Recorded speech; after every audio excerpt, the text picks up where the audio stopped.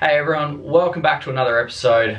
Today we're in the tackle room, got all my gear behind us, but today we're going to be learning about my 5 favourite knots and how I use them, what I use them for, and things like that. I'm not going to show you how to tie them. There's a million other YouTube videos out there that show you how to tie all these sort of knots. I'm left-handed as well, so if I showed you how to tie any of these knots, it's all going to be backwards and everyone's going to ask me more questions than what I've answered. But these 5 knots, I think everyone should know, and I'm going to show you what they are, what I use them for, when to use them, when not to use them, and they're going to get you out of trouble with pretty much everything that you can fish for, just about. These are my 5 knots that I think you should know.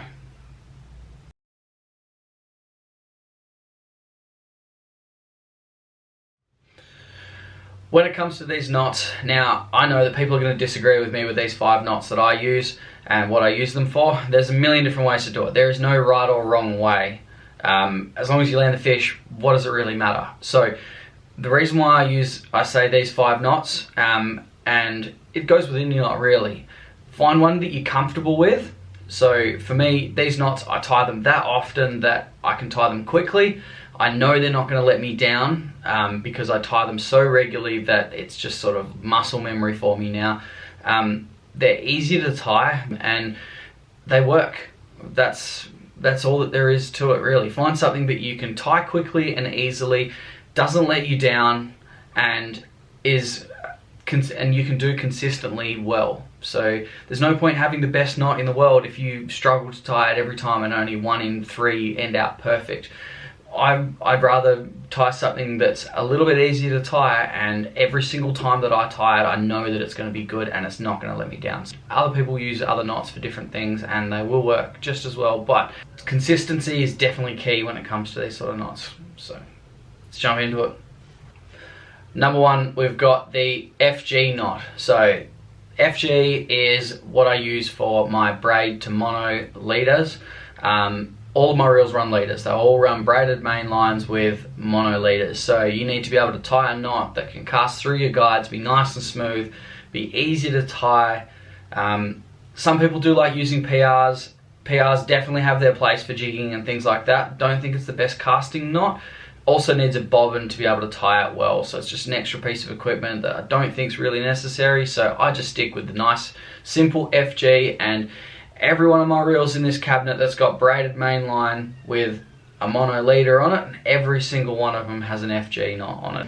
These 2 reels here have got my FGs on them, so I'm just using these as examples. As I said, every reel in my cabinet behind me does have FGs with braid to mono leaders. So these ones are both very used. My leaders are probably trashed from last time I took them out and used them. Alright, so that's the FG knot. Couple of examples there on some of my heavier setups, so it's a bit easier to see. Those knots in that line is trashed. It's been from the last rock fishing session of mine, so not the best, but they work. They've held up, they did their job. FG knot doesn't need a lot of explaining. It's pretty simple. If you've got a braided line, you want to run a mono leader on it, or some kind of leader on your braided line, because your braid is very thin, but it's also very strong. Being thin, it is very easy to break through if you rub it on rocks or something like that. So you run your thicker mono leader to give you some sort of abrasion resistance and a bit of stretch and shock and things like that with your heavier gear. With that being said, that's your mono leader to your braided main line. That's all I use the FG for. It's a single purpose knot, but it's something that I feel like you need. So that's knot number 1 done. Number 2, most used knot for me is the Uni Knot. So it's very, very easy. There's a million other knots that you can use. Blood knots is a pretty popular one, but for me, Uni Knot is the one to use. It's very simple to tie, very easy, works in any line from the thinnest of the thin right up to pretty much rope. It's very easy to tie, very versatile, and it's really strong. So I remember when I was doing a bit of research, Uni Knot was consistently one of those knots that popped up that whenever people were doing like break tests and things like that, Uni Knot would break at a higher breaking strain than other knots would. So if you tied a blood knot in 100-pound line, your line will break at about 70 pounds. So you lose about 30%, so it's about 70% efficient. Uni Knot is somewhere around 90% from what I've sort of understood. No doubt someone's going to call me out on this, but Uni Knot, if you tie it in 100-pound line, it's going to break at about 90 pounds. So you're only losing about 10% of the line's breaking strain by tying the knot. It's not a massive amount. That's something that I took on board, learnt the Uni Knot, and now it's pretty much everything that I use. If I'm tying onto a swivel, a lure, or anything like that, and I need to tie directly to it, I'm using a Uni Knot. That's it. So this is the Uni Knot. I've tied it onto a 3-way swivel here with 3 different breaking strains, so you can see that I've got 170 pound coming in, I've got 120 pound going out to my hooks, and then I've got a lighter sinker leader tied on with 50 pounds. So there's 3 different breaking strains of line, and they're all tied in the Uni Knot. All look pretty similar. There's a few things just to note with the Uni Knot. The thicker the line, the less number of turns. So I do 3 turns in 120 to 200 pound. 200 is normally the heaviest that I'll use. And I do up to sort of 5-6 turns in the thinnest and lightest line. The more turns that you do, the more chance you've got of the knot binding and kinking as you're trying to tighten it, and then it'll weaken your line that way. So you don't want to go too many turns. You don't want to go less than 3 turns because it doesn't have enough to grab and the knot can sometimes slip. So some other uses for the Uni Knot. So if I'm running GT lures like this, so I'll run off the front of my GT lure a split ring and a swivel, like so. That split ring and that swivel, I'll have a Uni Knot tied off the bottom of that swivel. So it makes it much easier, much stronger join than tying a different kind of knot to the front of this lure, and it's less likely to fail. If you've got a lure with just a split ring on the front of it like that, you can tie a Uni Knot straight to that. I don't like tying Uni Knot straight to lures on my heavier lures, so if I've generally got 80 pound or more leader, I'm not tying directly to the lure. I'm tying to a swivel or a split ring, just a bit more of a secure connection, but generally I'll tie straight to a swivel and there'll be a split ring connecting my lure. Some downsides of the Uni Knot though is because you are tying the leader directly to a lure or something like that, if you want something that's got to have a lot of free movement, so for example I've got a smaller lure. If I've got a smaller lure like this and I want it to be free swimming, I don't want to be tying a Uni Knot. So that takes us into our next knot, which I'll go through in a second. But if you want your lure to be free swimming, the Uni Knot's going to restrict that because it's tied directly to the lure, and it's going to stop your lure from wobbling and the action of the lure is going to be changed. So that's a downside to the Uni Knot. You can get around it by doing that knot.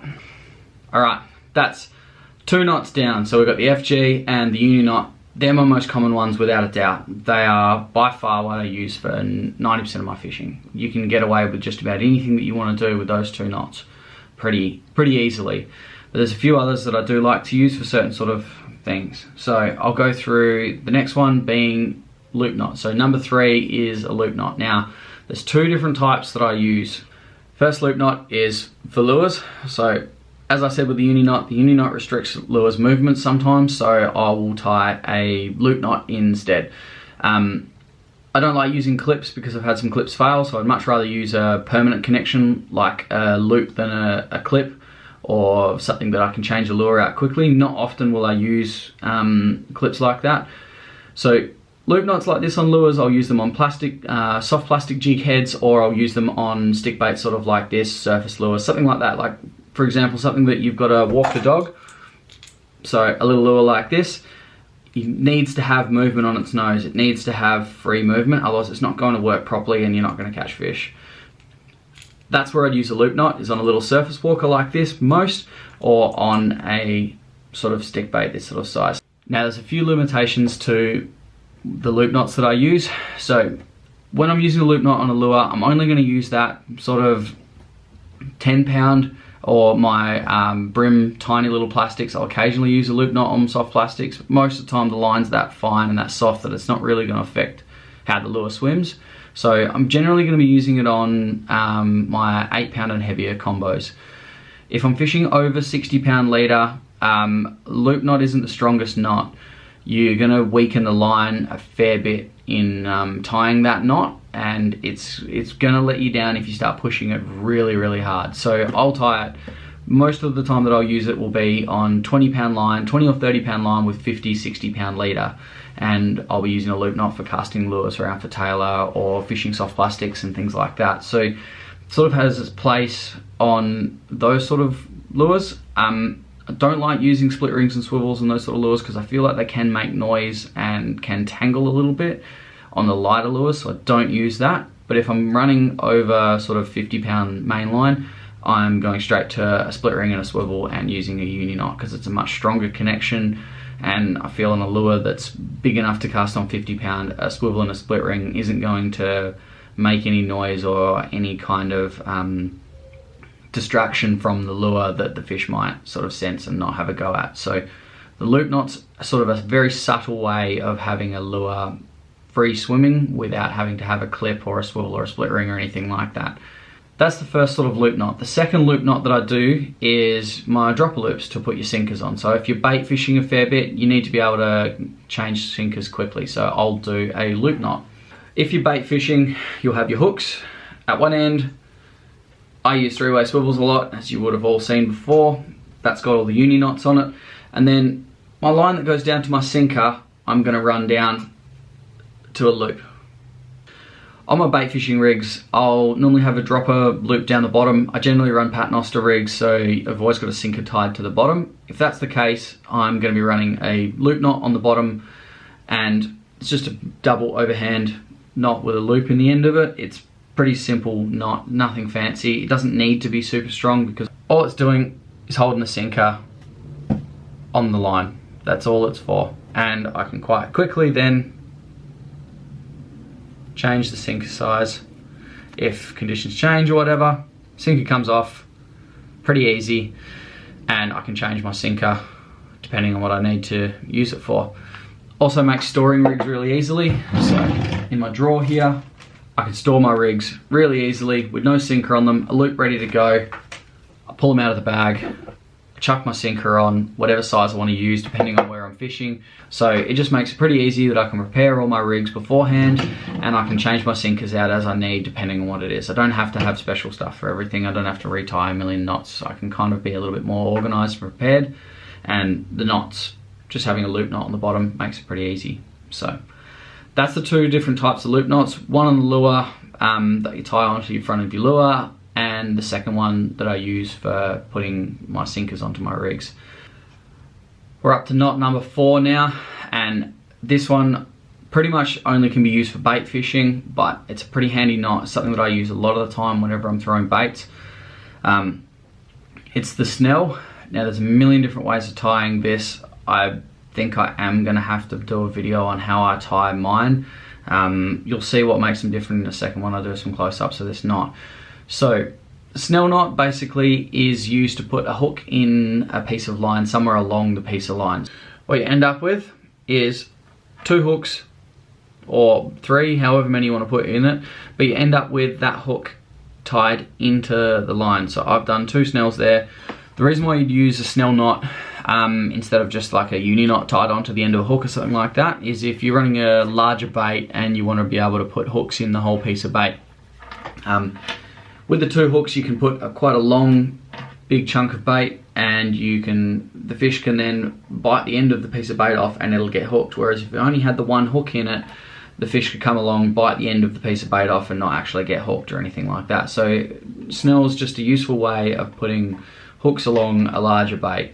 I use this a lot for mulloway fishing, live baiting for Samson fish. You would have seen that with our slide bait videos. There's heaps of different things I use this for. So whenever I'm bait fishing, the Snail knot is a very, very important one for me. With this snail, there's a lot of different ways to tie it, but the way that I tie it, it ends up being locked down so that it can't come loose. I see a fair few people do it, and you'll either end up with like a kink in the line will get damaged in sort of tying it, could get burnt, or the knot can come undone quite easily. But the way that I tie it, the line goes underneath and it pulls down on itself, and so it's locked so that it can't come loose, and the knot ends up being very tight, very flush, and very neat as well. So a Can't remember where I learnt this knot from or what this variation is even called, but I know I'm going to have to do a how-to video on this because I do get asked a fair bit of it when I see people or they see how I've tied it, or people have watched me do it in the past. So I know I'm going to have to go through that one. So yeah, that's the Snail Knot and what I use it for, pairing up a set of hooks like that for bait fishing. So that is knot number 4, been and done. Knot number 5, I don't think many people will use this. It's a very sort of particular sort of knot. It's more game fishing will use this. I use it a lot for slide baiting, especially off the beaches for sharks. Anywhere that you've got mono top shot and you want to join one lot of mono to another lot, that's a very, very difficult knot to tie. There's not a lot of knots that you can tie that will join mono to mono without damaging it in some way or another, or weakening the main line or whatever you're tying. So this one is the Plaque. I've got one of my leaders and the knots tied in this bag, and I'll run through and show you this and I'll explain what it's for. So anyone that's seen my mackerel fishing videos would have seen using the overhead combo for ballooning. Whenever I'm helium ballooning, I run a mono top shot. So running a mono top shot for game fishing has a fair few benefits. I'm probably going to get called out on this one as well because I'm going to say some things wrong. But when you're using a mono top shot, you've got a thicker line that's got a lot of stretch in it. So I feel like you can put a lot more pressure on a fish with a mono top shot because the stretch in the line, you can just keep using that stretch to your advantage. Also, the thicker line has a lot more drag through the water, so the fish has got to pull a lot harder to cut that line through the water. You're not putting any more pressure on yourself, but there's a lot more tension getting put down the other end of that line where the fish is a couple of 100 meters away from you, because he's having to drag a thicker line and all of the line drag through the water as well. So it's just everything combined puts a lot of extra pressure on the fish at the other end. So combined with the extra stretch, much harder to pull hooks, the thicker line with the extra drag, and being mono, it's got much better abrasion resistance. So I use that for my top shots and my helium ballooning for all of those reasons. So I've got a stretchy line that I can put a lot more pressure on the fish, ties them out faster with the thicker line dragging through the water, and I've got a thicker, more abrasion resistance line when I get close into the rocks trying to land a big Spanish mackerel or something like that from the rocks. So that's what I use it for. Now, tying this knot is quite difficult. This knot is pretty much 100% knot strength. So if I've got 24 kilo mono here, it's going to break at 24 kilos because the Plaque doesn't weaken it in any way. And then I can join it onto a 100, 200 pound leader from there quite easily. So with this, you've got to use spliced leaders with loops on the end of them so that you can do a little loop, loop it through the knot called a cat's paw. It's not really a knot, it's just feeding the loop through a few times through the loop that you've created in your mono. Another knot that you can do like this is called a bimini twist. I don't use that because I feel like that every time I try to tie a bimini in mono, I end up burning the mono and then it's going to weaken the line, so I'm not happy with it. I stick with the Plaque because I find it easier for me to tie and I can get more consistent results. That is the Plaque. You've got your main line down the bottom there and it goes to a plaited knot and it creates a loop.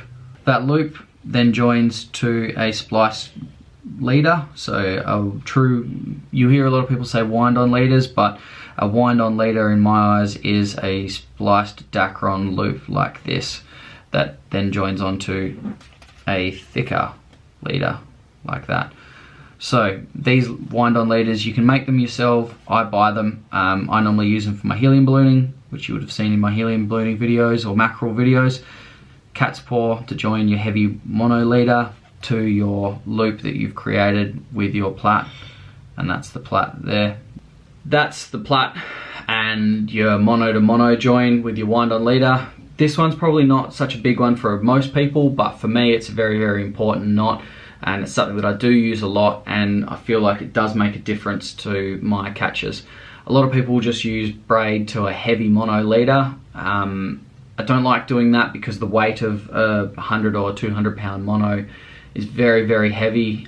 You can't cast it. Those knots don't go through guides very easily, whereas the Plaque to a cat's paw and then a heavy wind on leader like this, you can slide it through the guides very easily. It's just a much nicer and better connection. It's a little bit more expensive, a bit more fiddly way of doing things, but I just feel like it's a much better system overall, and it results in a whole lot of benefits, and there's not really any downsides to it other than that it costs a bit more if you don't make your own leaders and takes a bit more time and a few more parts. There's not really too much that can go wrong with it once you've sort of got the hang of it, and it's a bloody good way of tying lighter mono to heavier mono. It's pretty much the only way that I'll do it. So that's the 5 knots done. So we've been through the FG knot, we've been through Uni Knot, Loop Knot, both different kinds of them, the Snail, and finally the 5th knot was the Plaque. They're my 5 most important knots that I use pretty much every day of my fishing. It makes a massive difference with keeping things very simple, just using those knots and trying not to complicate things with different knots or different things. There's not much else that I need to use, and like I said at the very start, try and keep things simple and consistent, so the more times you do these, the easier that they become. If you're trying to tie 20 different knots all the time, you've got to remember 20 different knots, and that gets too hard. I can't even do that. So it's far too difficult to try and remember all of these different knots that you use, a different knot for tying on lures, a different knot for this, a different knot for that. It just gets too hard. Use simple knots that you know work and that you trust, and repeat them often, and things just get easier. So with these 5 knots, I do them that often that I could pretty much tie these in my sleep right now, and they are 100% not going to let me down because I know that I'm confident in how I tie them, and there's no reason for me to try any new or different knots because what I've got works. There's no point, if it ain't broken, don't fix it. It's pretty simple for me to be able to just continue doing the same thing. Always going to try different bits and pieces here and there, and always trying to find new ways of doing things, but I know that no matter what the conditions, I can tie these knots and I can tie them well, and they're not going to let me down. Thanks for watching, everyone. Yeah, that's been my 5 most important knots, and I'm going to be back in the tackle room again soon, going through some more bits and pieces and little bits and tips and tricks on how I do things and why I think it makes a difference, which will hopefully I can share some of my knowledge and help you guys catch more fish, and it's a win for everyone really. So thanks for watching, everyone, and I'll see you on the next one.